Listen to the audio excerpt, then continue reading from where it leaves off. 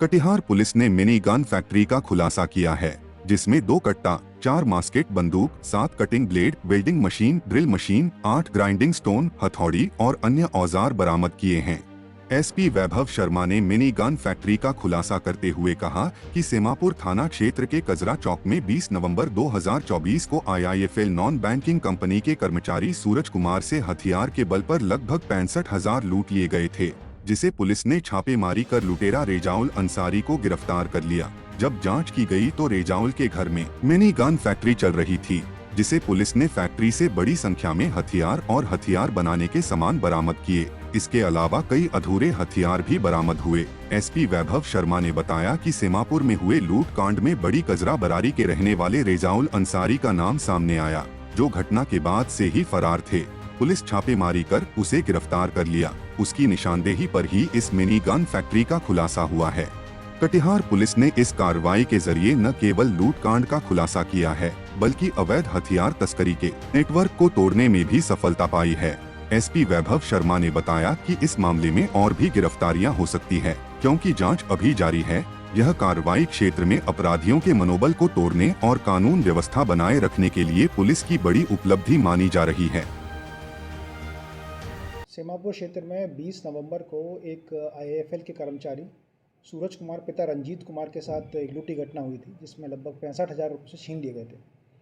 तो उसी क्रम में इनिशियल स्टेज में हम लोगों ने कुछ गिरफ्तारी की थी और एक अपराधी रियाजुल अंसारी पिता मुस्तकीम अंसारी साकिन बरारी, ये हमारी नज़र में था। इसका नाम उस समय आया था और हम लोग लगातार इंटेलिजेंस के थ्रू उसको फॉलो कर रहे थे और अनुसंधान के ही क्रम में हम लोगों ने इसको पकड़ा और इसके पास से एक लोडेड देसी कत्ता ही पकड़ा।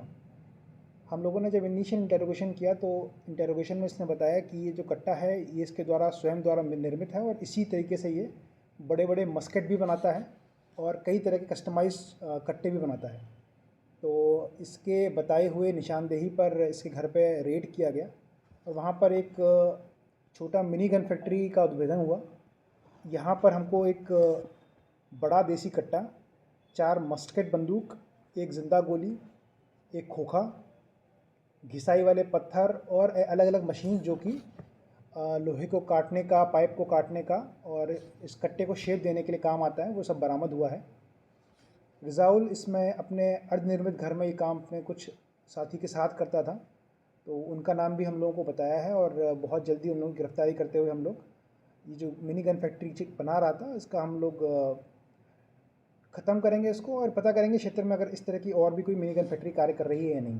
कितने दिनों ये से जो चल रहा है? रिजाउल अंसारी है इसके ऊपर पहले भी 3 केसेस हैं, जो तीनों के तीनों बरारी सेमापुर के हैं। ये चोरी, आर्म्स एक्ट और लूट के केसेस हैं। इंपोर्ट एक्सपोर्ट वगैरह भी हुआ है जो बनाया था?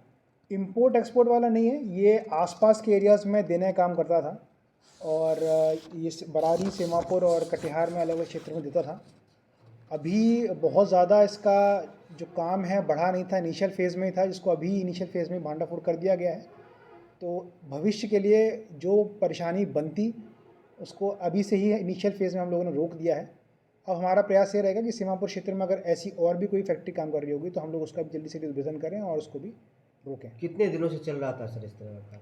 अभी तो उसने ये बोला है कि ये ज़्यादा पुराना नहीं है, लगभग 1 या 2 महीने पहले इसने स्टार्ट किया था बनाने वाला काम। इससे पहले ये भी कट्टा बाहर से लाता था और इसीलिए चूँकि इनिशियल फेज़ में इसका उद्भेदन हो गया है तो हमको विश्वास है कि अगर कोई इस तरह का सोच भी रहा होगा कि हम लोग मिनी गन फैक्ट्री बना के चला लेंगे और पुलिस को नहीं मालूम होगा, तो उनकी मंसूबों पर हम लोग पानी फेरें। सर, क्या इसमें और भी कई लोगों के नाम आ सकते हैं?